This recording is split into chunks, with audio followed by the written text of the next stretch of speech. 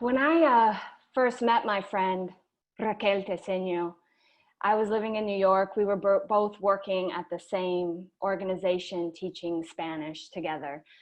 And before we were friends, we were just colleagues.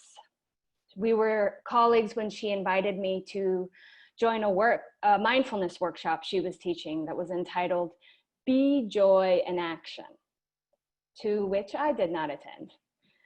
We were just colleagues when she would tease me about my Spanish accent, saying, pero tía, ¿qué acento tienes? See, when I speak Spanish, I have this bizarre mix between Cuban, Madrid Spanish, and just plain old gringo that, sometimes it confuses native speakers. We were colleagues. We were colleagues when she encouraged me to just show up at my parents' house and demand to speak my truth. I did not. Before we were friends, we were just colleagues. We were colleagues when she got diagnosed with cancer.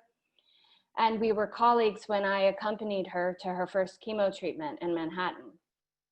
See, she had recently been divorced.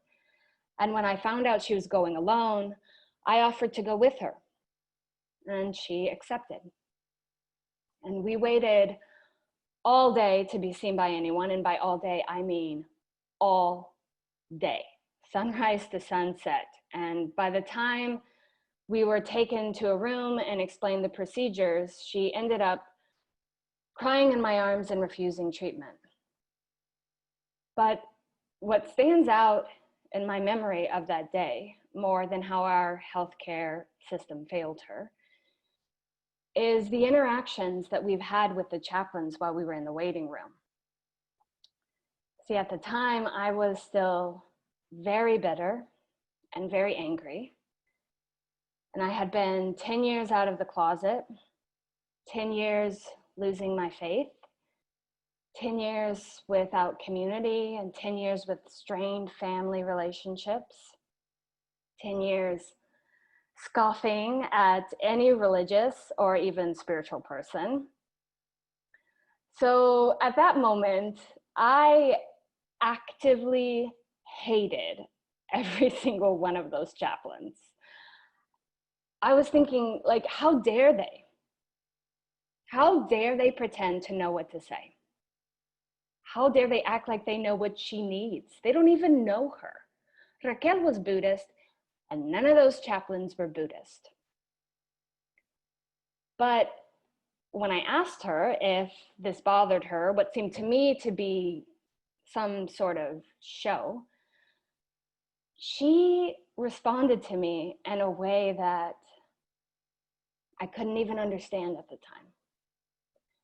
She said, Deb, I've learned to accept the love the world has to offer, no matter how it shows up.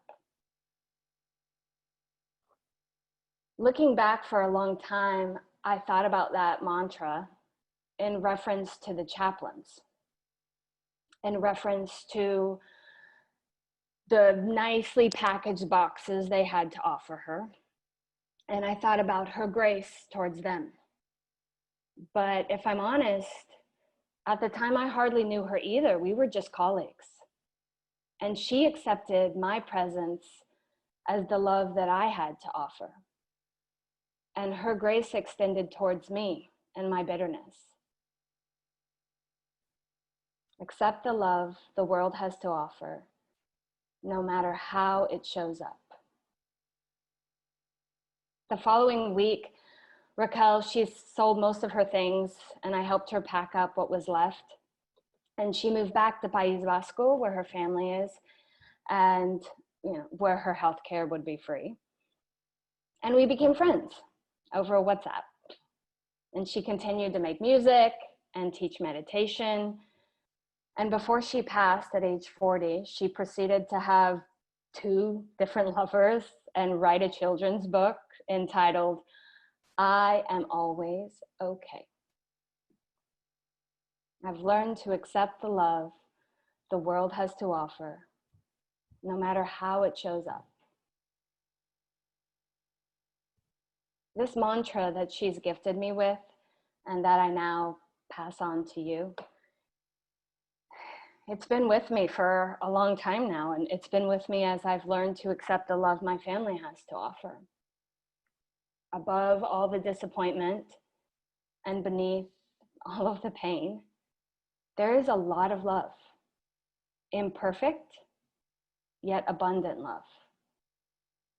And it was with me the first day that I walked into First UU. I was desperate for community, but I was ready to roll my eyes.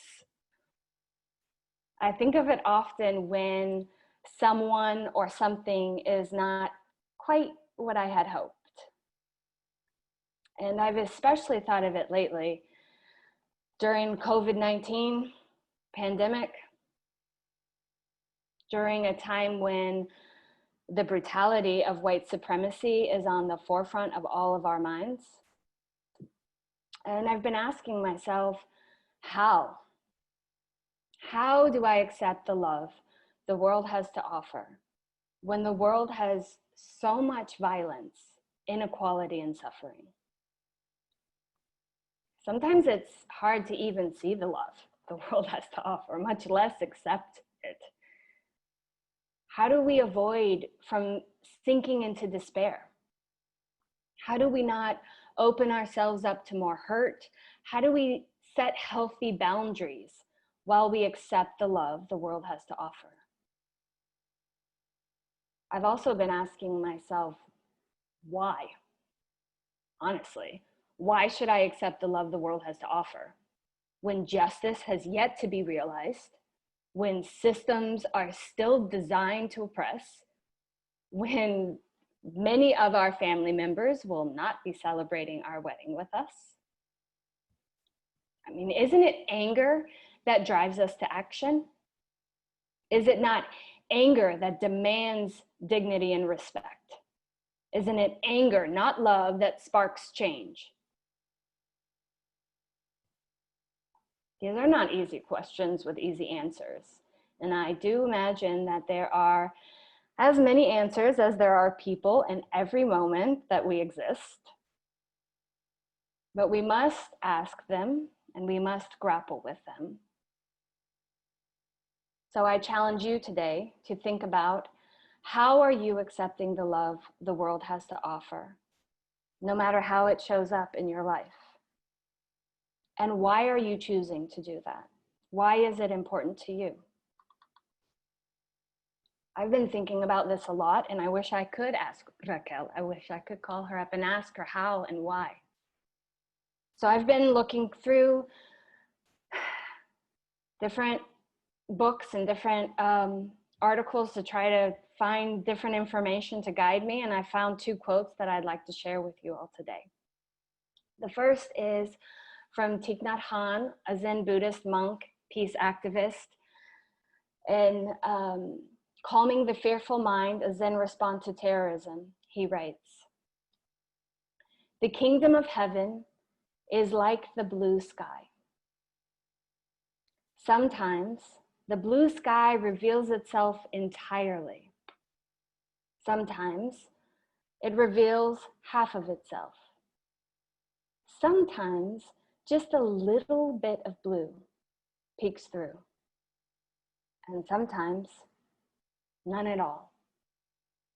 Storms, cloud, and fog hide the blue sky. The kingdom of heaven can be hidden by a cloud of ignorance or by a tempest of fear, anger, and violence. But for people who practice mindfulness, it is possible to be aware that even if it is very foggy, cloudy, or stormy, the blue sky is always there for us, above the clouds. Remembering this keeps us from sinking into despair." The second quote is from Rise, Speak, Change, a 2017 anthology. Sarah Ramirez writes an essay entitled Transformative Love. In that she states, "You can be outraged and love at the same time. This is called righteous anger. The anger is what motivates you to want to put an end to injustice, but the love sustains you. and keeps you going.